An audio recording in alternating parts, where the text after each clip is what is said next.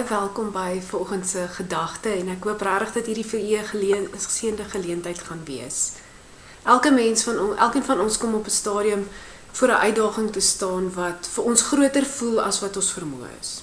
'n Uitdaging wat maak dat ek skielik besef hoe beperk my vaardighede is, my kennis is en dat selfs my selfvertroue om aan te gaan moeilik raak, want ek weet nie hoe nou verder nie. En in sulke oomblikke kan ons verleë, onseker en selfs skaam voel, omdat ons nie dadelik die oplossing het nie. Omdat ek nie weet, maar wat moet ek nou doen nie? Tog is hierdie ervaring nie 'n teken van swakheid nie, maar eerder deel van ons menswees, deel van wie ons is. En ons beperkte vermoëns herinner ons dat ons nie beheer het van alles nie. In Lukas 9 is daar 'n gedeelte wat dan juist dit vir ons duidelik maak, wat iets daarvan vir ons wys. Lukas 9 van vers 10 af lees ek vir ons en daar staan: toe die disippels terugkom, het hulle Jesus alles vertel wat hulle gedoen het. Daarna het hy hulle saamgeneem in die rigting van die dorp Betsaida, waar hulle alleen kon wees.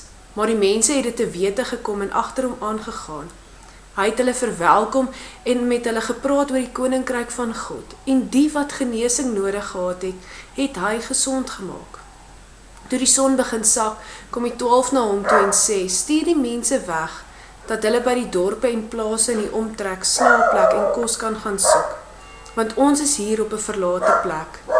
Gee julle vir hulle iets om te eet, sê hy toe vir hulle.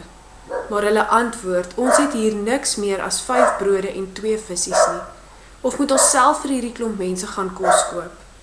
Net die mans bymekaar was al omtrent 5000. Toe sê Jesus vir die disippels: laat die mense in groepe van so wat 50 gaan sit om te eet. Hulle het toe so gemaak en almal laat reg sit.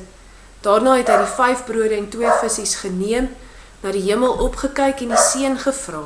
Toe breek hy dit en gee dit vir die disippels om aan die mense voor te sit. Almal het geëet en genoeg gekry. Wat oorgebly het, het hulle bymekaar gemaak, 12 mandjies vol. In hierdie gedeelte staan die disippels voor 'n uitdaging van duisende mense wat by hulle is. Wat na Jesus kom luister, maar wat ook versorging nodig het, wat kos nodig het, wat na hierdie dag saam met Jesus nodig het, dat iemand vir hulle iets gee om te eet. 'n Uitdaging wat menslik gesproke nie moontlik is om self uit te sorteer nie. 11, 12 mense wat vir meer as 5000 mense moet kos gee. En tog vermoed ek as die disippels hierso staan en as hulle voor hierdie uitdaging staan, dan voel dit asof hulle niks het om te gee nie. Hulle sê: maar Here, ons kan nie vir almal gee nie, stuur hulle weg. Maar Jesus sien 'n ander beeld. Hy sien 5 brode en 2 visse wat genoeg is. Dit moet net oorgegee word aan hom en dat hy daarmee vertrou word en dan is dit genoeg. Ons menslike vermoë is soveel keer beperk, maar as Jesus daar is, dan besef ons dat hy soveel meer kan doen as ons, dat hy soveel groter is as ons, soveel meer met die bietjie wat ons het kan doen. Buiten die feit dat Jesus meer kan doen, dat hy die 5 brode en die 2 visse kan vat en vir duisende kan kos gee, sien ons ook in hierdie gedeelte hoe hy die mense om hom hanteer in hierdie uitdaging.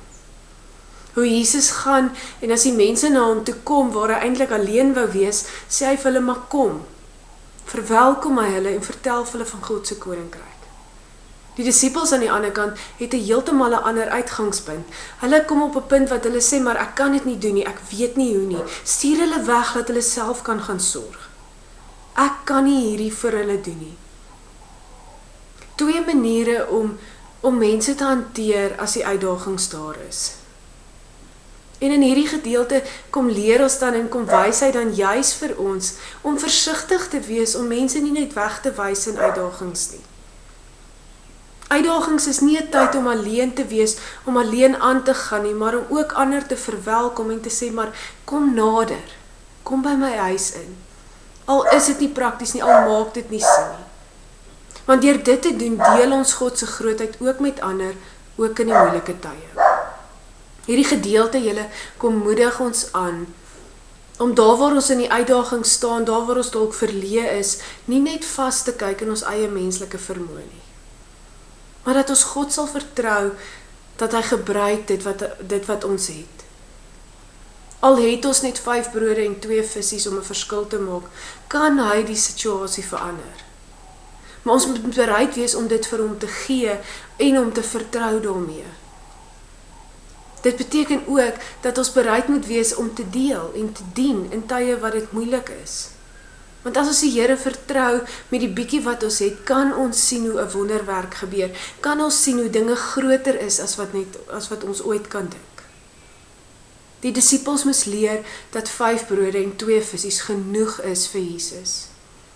Genoeg is om sy wonderwerk mee te doen. Genoeg is om sy grootheid duidelik te maak. Daarom kom ons gebruik ook en gee dit wat ons het ook vir die Here, dat hy 'n verskil sal maak. Daarom gee dit wat jy het vir die Here. Al voel dit min, al voel dit asof dit nie eers 'n druppel in die emmer is nie.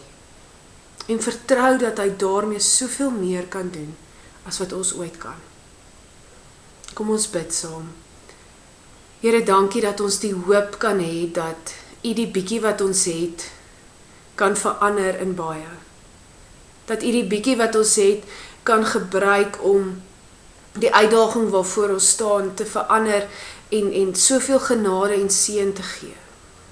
En Vader, ek bid dat ons U sal vertrou met dit wat ons het. Dat ons dit voor U voete sal plaas en daaraan sal vashou dat U die pad saam met ons loop. Vader, laat U genade oor ons wees. Gee dat ons nie verlees sal staan nie, maar altyd op U sal vertrou. Dat ons bereid sal wees om saam met U hierdie pad te loop. Seën elkeen op hulle dag vandag en laat hulle U liefde daar beleef. Amen. Mag jy elkeen 'n heerlike dag hê vandag.